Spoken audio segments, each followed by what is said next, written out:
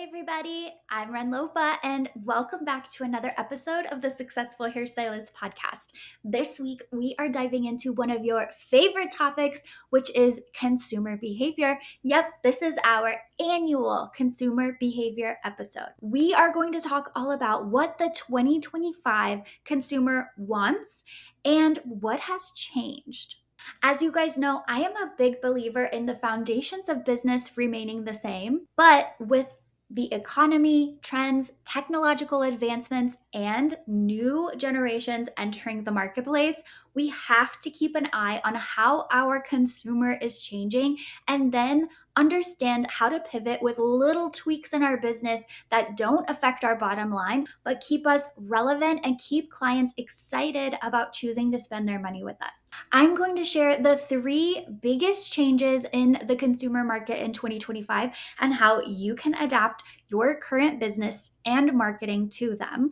And I'm also going to share 4 non-discount promotions that will keep you excited, keep your clients excited, and feeling rewarded for staying loyal to you while also not affecting your bottom line. Okay, let's jump in. For those of you that don't know me, I'm Ren, and my current hyperfixation is this brand new color by Olive and June, which is a brand that I love. This is not sponsored, by the way.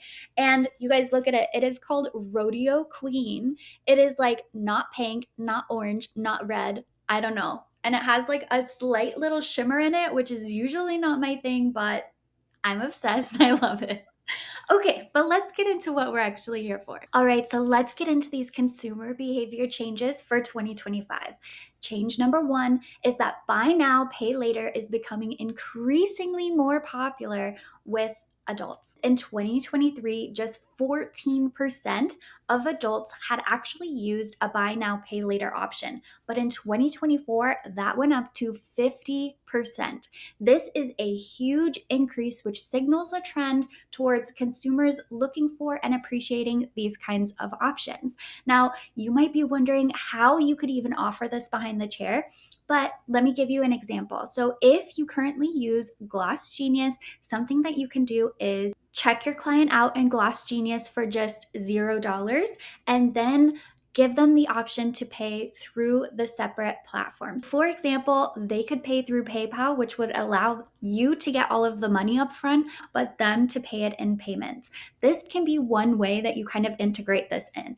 I see this option as the most relevant for those clients who maybe go 12, 14 weeks or come a couple times a year. I don't necessarily see this as being a great option for your 5-6 week clients because they might not even have their last appointment paid off by the time they come and see you next. So I'm not sure that's going to be the best fit for that. But offering a buy now, pay later option can be a really great second thing that just makes your clients feel more at ease about coming in and continuing to get their hair services done, even if they're feeling a little uncomfortable about the current economy. All right, consumer change number 2 stings. It is that loyalty is waning. This means that consumers right now are more likely to switch up than ever. And so we really need to lock down our branding, our voice, our values, and communicate all of those on a regular basis. Now, some of you might be sitting there and think about it's just a race to the bottom. People are just looking for the cheapest option. But price is not the main reason people are switching companies. Now more than ever, consumers are prioritizing values and sustainable practices. They're looking for brands that align with them. This means that they're not necessarily spending less money. They are wanting to spend their money in places that matter to them and that feel really good.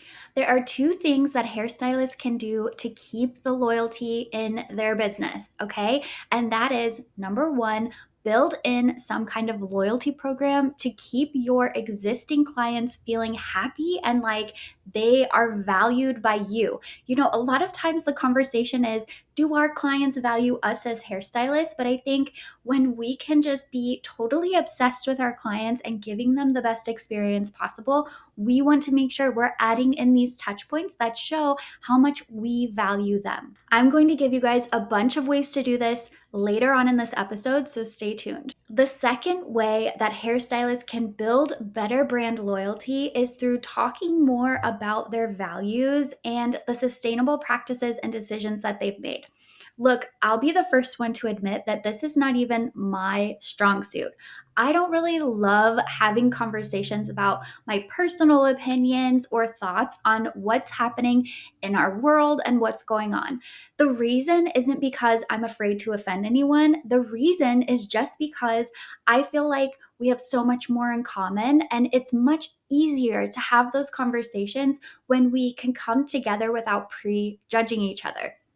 While that might have worked for the past few years, I even recognize that it's something that I need to do to talk more about the sustainable practices that I have in my business, have my values more at the forefront, especially in this industry and in this current economic climate.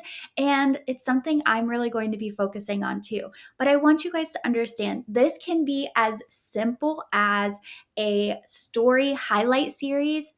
Yes, I know Instagram is probably getting rid of highlights, but they're not gone yet. So, a story series that you save in your highlights, or even a welcome to this page post that is pinned on your feed. So, that is how I've done it in the past, is kind of in the caption of that pinned post. I kind of share our top 3 values of our business, and that has felt good to me. All right, consumer trend number 3 is that buyers impacted by inflation and higher prices everywhere are seeking out deals. And when I really dug into what this meant, it meant more that people are kind of consolidating what they're using. So if you guys think about 2024, especially online, we saw a lot of overconsumption. I mean, all the haul videos and people with just drawers and drawers and drawers full of similar things, right? We even had pantry hauls for kitchens where the kitchen literally looked like a grocery store with how much excessive products were put in there. Yeah, it was pretty and visual to look at, but we are now swinging this other way into underconsumption, okay? People want to consolidate how many products they're using, how many products they need. And again, they're just looking for those loyalty rewards and those little extra perks that come with different brands. Now, I want to reiterate that this doesn't mean that consumers are shopping less at all. They are just shopping smarter. They want to be putting their money again towards brands that they believe in, but also brands where they feel like they're really getting a good value for their work. So, again, I'm going to be sharing some non discount promotions that are really going to help you in this area. But also, I want you guys to just think about how you communicate on a regular basis. So, this means approaching your, let's say, social media post, your marketing, and really sharing the value, right? So, not just talking about, here's this consultation I did, here's this before and after, it was $800. So, not just breaking things down to the cost and the hours, but really talking about the value. What did your guest emotionally go through before and after? How long do your looks last in between? What can people expect when they come to see you in terms of their inner and outer experience? Emphasizing value and kind of these soft skill experiences, which are not the foiling techniques, etc., is really going to help people understand and make that connection that you are more than dollar signs. You are an incredible catch, find, and honestly, the answer to a lot of your clients' prayers. All right, so what these 3 consumer behavior changes represent to me is that we are pivoting from a technique driven marketing experience to a value driven marketing experience. Now, if you guys are inside Luxury Client Method with my stylist, you know that that has been our focus for the past couple of years, and we have seen the benefits of how that works. Remember, we not only want to create this in our marketing and kind of our forward facing brand, we want to create this value driven experience in person, one on one with our clients, and at every touch point in our business. What I would do if I were you is I would go ahead and hit pause on this video, and I would take a minute to just brain dump maybe 10 ways that you can bring more value and more like excitement to the experience with your clients behind the chair and in your social media. In fact, you can also just scroll through your page and really look at it as someone from the outside. I don't want you guys thinking, well, this is what every other stylist is doing, so I'm good, right? Where you're just comparing yourself to people in our industry. I want you guys to really think about all of this data we just talked about and how you can bring that into your business. It's about being willing to step aside and set yourself apart so that you can continue to evolve and adapt. Okay, so now let's go ahead and jump into the 4 non-discount promotions that I recommend for every hairstylist in 2025. All right, so non-discount promotion number 1 is personal shopping experiences. This approach is shifting the focus from price discounting to the value added experience for your guests, ultimately helping clients find the perfect thing for them.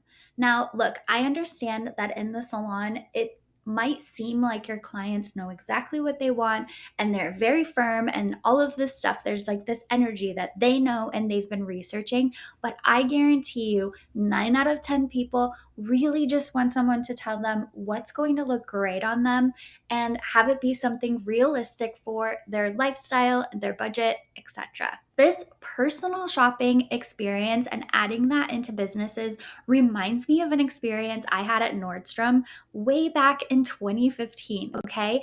And in Nordstrom, if you guys haven't been there before, they have people there, and I just assumed as kind of a newbie to Nordstrom that they would do what everywhere else does, where they just take maybe what you're carrying around and they just put it in the fitting room for you so you know which door to go in. You don't necessarily have to carry it around, right? I thought the value of what they were doing was just freeing up my hands so I could fill it with more stuff. But what they actually did without me even knowing or anticipating it is when they went to put my things in the fitting room, they saw what I was picking out, they saw how I was dressed, and they actually pulled a ton more things to put in there with it. The truth is, if they would have asked me if I wanted their help in picking things out, I guarantee you I would have said no, when really I did need help. I was going to my first like big work function, like a corporate function, and I was freelance writing behind the chair. So I felt totally out of my league going from working behind the chair every day or writing articles at home to going to corporate events. I was very insecure and unsure what to do. So, but I wouldn't have voiced that to them because I don't know. I don't know what it's going to be like. I don't want to feel pressured into getting something. Like, it just felt awkward. But having that just done for me was so cool. So once I saw that in there, then she was there to be like, do you need a bigger size in anything? Do you need, is there anything you want to see in a different color? It was so convenient and intuitive. It was such a great experience. I know that so many of you are creating these custom experiences and personalized looks for our clients. Where we're falling flat is in the communication part. I don't know why we do it, but we feel almost uncomfortable or like we're selling it to them or we're trying too hard or we're afraid of hearing no. If somebody understands why you're recommending that, it is going to be so impactful. But if they think you're just telling them something you saw in a magazine or you're just talking, it's a totally different experience. So I hope that and talking about this, you're really understanding how you can make that connection more and showing people the thought, intention, heart, experience, research that goes into what you're really recommending for them. People are guaranteed to spend more money and stay more loyal with people who are giving them a custom experience. Otherwise, they can go anywhere and get something cookie cutter. All right, the second non discount promotion is on the same wavelength. It is personalized recommendations. And I want you guys to kind of think about this in terms of their home hair care or their salon preferences. So, where I really see an opportunity for us in the salon is in offering those upgrades and offering a new mix of products that are along the same line.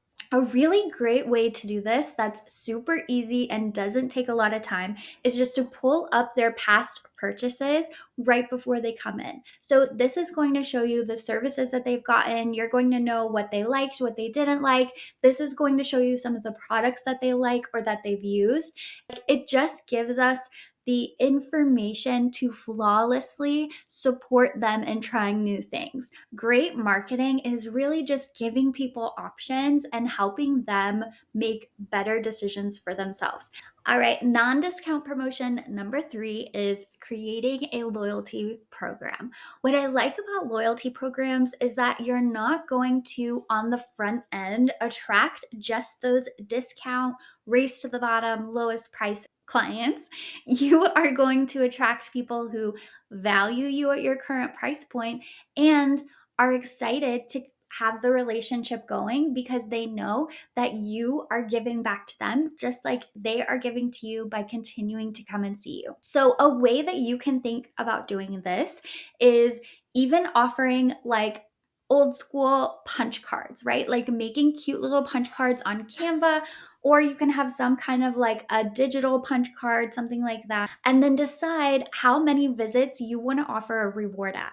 I like somewhere around 5 because 5 visits in a year, like I feel like people will in general get to have a reward every single year or multiple times a year, which I like. That feels exciting to me as like a customer somewhere. There are some loyalty reward programs where it feels like you're never going to reach it. Like, wow, I get $20 off 2 years from now shopping with you. Like, I'm good. So we want to make sure that it does feel attainable. I would take a look at the average number of weeks your clients go between seeing you and then calculate that out and make sure that on average, everyone is going to be able to reach that reward. For example, every 5th visit, they are going to get a free haircut or a free color service that they usually get with you. So you can look at what are your most common services that people get?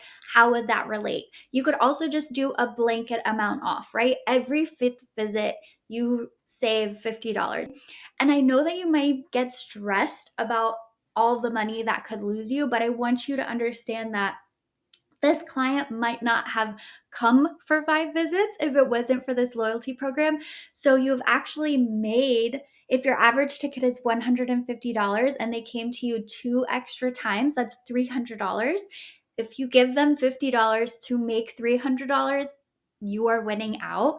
That is a win-win for everybody. All right, and then number 4 for non-discount promotions is going to be product bundling, okay? So essentially, you're doing multiple products together, they're sold together for a little bit of a discount. One of the ways that I think this works super well is in creating bundles focused on the most popular either desires and goals or problems and pain points, okay? So for example, you could have a longer, thicker hair bundle, okay? And this would include obviously shampoo and conditioner, but it might also include a scalp scrub and a deep treatment for the ends. So that is guaranteed to help them have a healthier scalp, to grow hair faster, keep their ends in good shape. It makes it easy to say yes because they already know it's going to treat the problems or the goals that they're looking for.